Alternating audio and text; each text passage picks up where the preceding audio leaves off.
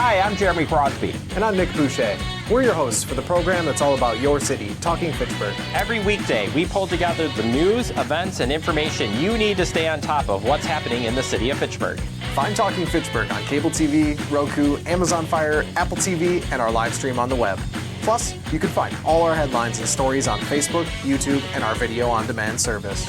This is your city. Keep up with Talking Fitchburg and the issues affecting you and your neighbors. Get connected, Fitchburg. We're launching Fitchburg Connect, the city's new monthly e-newsletter that keeps you informed about all the events, services, and updates that matter to you. Get it in your inbox once a month. Sign up today to get Fitchburg Connect.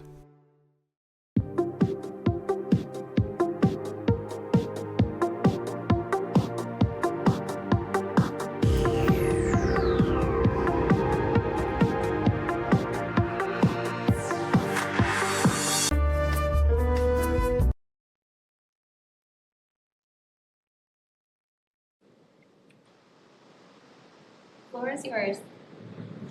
Alrighty, the time is 5:01, and we are going to call to order the Personnel Committee meeting on April 8th, 2026. The first order of business is approval of the minutes of the February 11, 2026 Personnel Committee meeting minutes. May I have a motion for approval? Second.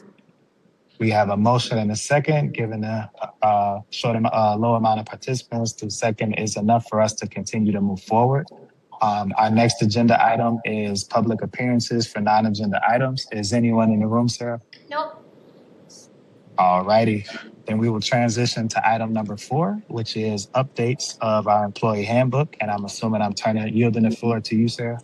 Yeah, thank you. I just shared my screen. Can you see my screen? It's loading. Now I can. Excellent. All right, so some of the updates we have for you today are real minor. They're just clarifying. They're things that are already in practice that we just need to make clear in our policies.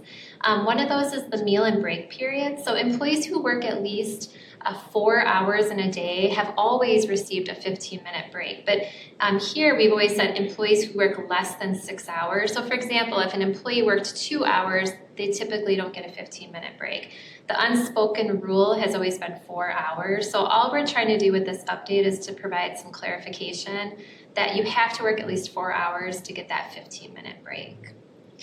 Right underneath it, the library lines are crossed out. That's because library now follows the City Hall employees' meal and break periods policy, so that no longer applies. And that's been actually for years now, Wendy had said. It was just something that we didn't see was still in the policy. So that's the first one. Donald, are you okay with me just walking through these, or do you want to stop at each one? No, if I see anybody's hands go up or if folks have questions, feel free to jump in, but you can just run through the updates as is. Okay. The next one is holiday work. This one's really important. When we had police lieutenants in the past, they were exempt and they were not working shift work. When we reclassified our lieutenants to captains and we created this captain classification, we then added a lieutenant, and so our captains are exempt, but now our lieutenants are non-exempt and they're on shift work. So this basically dictates that police sergeants, and it should be also police lieutenants, will receive the holiday premiums for hours worked on Easter. So this actually impacts our current lieutenant in the department, Logan Brown, that right now it's just saying police sergeants, but he had to work on Easter, and this is meant to apply to all non-represented, non-exempt police employees. And it's just police sergeants and police lieutenants.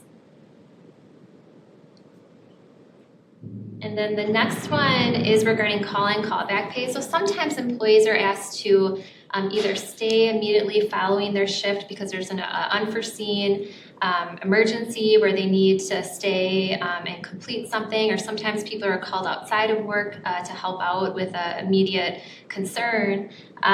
We also have a lot of employees working remote now. So the question and the practice since we've been remote since 2020 has been that only employees who actually have to get in their vehicle, drive to their work site and perform the work have that 2-hour minimum.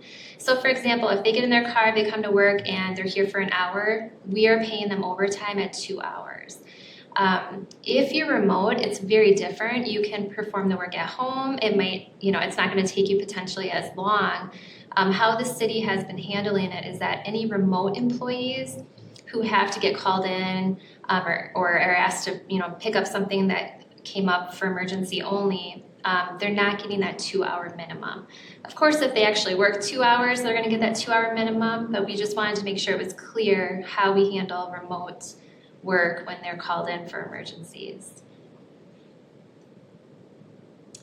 I have a question, Sarah. Yeah. I assume this is mainly geared towards folks who are like do essential work, whether it's public works or police, fire, EMS. Yeah, this really only applies to like IT staff who can perform work remotely. It applies to our police records staff who can perform, report writing for our sergeants remotely. So a very small group of employees that have that ability. Actually, our executive assistant just helped us out when we had to close City Hall due to the inclement weather. We had to call her on a Sunday so that she could basically notify the public that we were going to be closed the following day. So in that case, because she was remote, typically you don't have that 2-hour minimum unless she actually worked 2 hours, which it didn't take her 2 hours to do that. Thank you. And then Sarah, I know with just tight budgets and everything, we're not seeing this happen significantly enough to where a certain individual or a certain department can have this happen so frequently that it's costing more than it would need to be. And if that was happening, I'm assuming that there's something that kind of constrain that, right? Yeah, the whole reason for this too is that we've been doing this since 2020. So since we were remote, our payroll specialist has been processing call and callback pay by only giving the 2-hour minimum if they're actually called in. It have to be here at the work premises. This doesn't come up a whole lot. It happens with our IT staff because they do have on-call hours. And there are times when they're called, and then our police records. Those are really the two groups that it impacts. But this isn't impacting them in the way that now we're changing a process and we're paying them less. This is really what we've always been doing, but we needed to provide some clarity because when this came up with our executive assistant, she's never really had to do this call and callback. So she looked at the policy and she's like, well, it doesn't say anything about remote work. And if I did it at home, do I still get the 2-hour minimum? And that's where I spoke with our payroll specialist. And she said, oh yeah, for years, for remote employees or who are able to get the work done remotely, they don't have the 2-hour minimum. So it's truly just clarifying what we have been doing. Gotcha. Okay, thank you. Yeah. And then this one is, with the dispatch office no longer being here at Fitchburg, we had for fire evacuation procedures that the dispatcher on duty will call the fire department. So we wanted to remove that.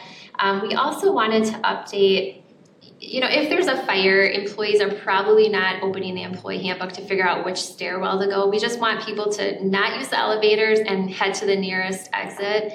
And with the City Hall remodel that's coming up, we wanted to make sure that we didn't have to update this later on. So we would like to update this to just remove the, here, if you're located on this side of the building, this is the stairwell, really just go to the nearest stairwell and exit the building. We still have that the meeting spot is over near the employee parking, and that we don't want them to leave the property because we want to make sure they're accounted for. But this is really just an update to make sure that it's clear that just exit the building and meet at the southeast corner of the employee parking lot. Those in the senior center and community center have a different area. Parks maintenance building, utility highway building have their area as well. I know library hasn't been in here traditionally, and I think library has their own system for where they need to go. So that's why they're not in here. But this is just really to eliminate any reference to an on-duty dispatcher. Sarah? Yeah. With the new renovations that are going to be coming up Is there going to be some sort of like verbal communication of how like safety protocols and things are changing with all the construction going on? Oh yeah, I'm absolutely. We're going to have to do a good job of communicating with employees to ensure safety while the renovation is going on, and there's a lot more to come. So I know that there's a City Hall remodel group that I'm part of, and we meet pretty regularly to discuss. I think our next things to discuss would be the communication with employees, and then kind of the game plan. You know, what floors are we gonna work on first? How are we gonna where are employees gonna go while we're doing this remodel? So, but yeah, absolutely, we want to ensure safety during this remodel, so that will definitely be part of it. The city has a safety team too that meet quarterly, and it's a rep from every city department, and so that's also something they can help us with, is making sure that we're doing a good job of ensuring the employee safety. Thank you. Yeah. And then the last one is this one is really just updating our workers' comp and what the process is. Recently, our workers' comp carrier went from manual forms that an employee fills out and then gives to their supervisor to they want them to call a nurse triage line. And this nurse triage line documents what happened and then notifies the HR department, which then we also notify the supervisor, in which the employee is also to notify the supervisor. But we really just had to eliminate any forms that we had, which are no longer required. And then I included the nurse triage line number right in there. The employees have this information. We have it posted all over. We've got little business cards, but just so that our handbook accurately reflects what the actual process is, I wanted to update that. I obviously hope this never happens, but if it's in a significant enough accident where the employee can't call a number or they're unconscious or something, Yep. How does that?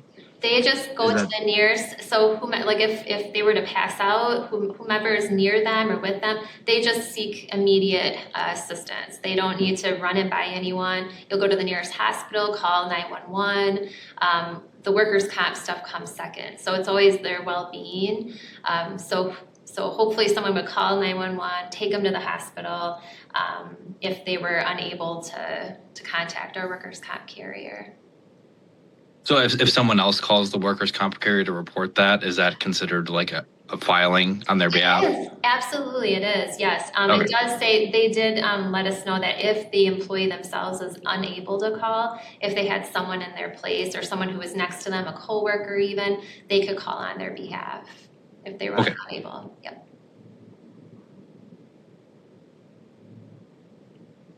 Anything further, Sarah?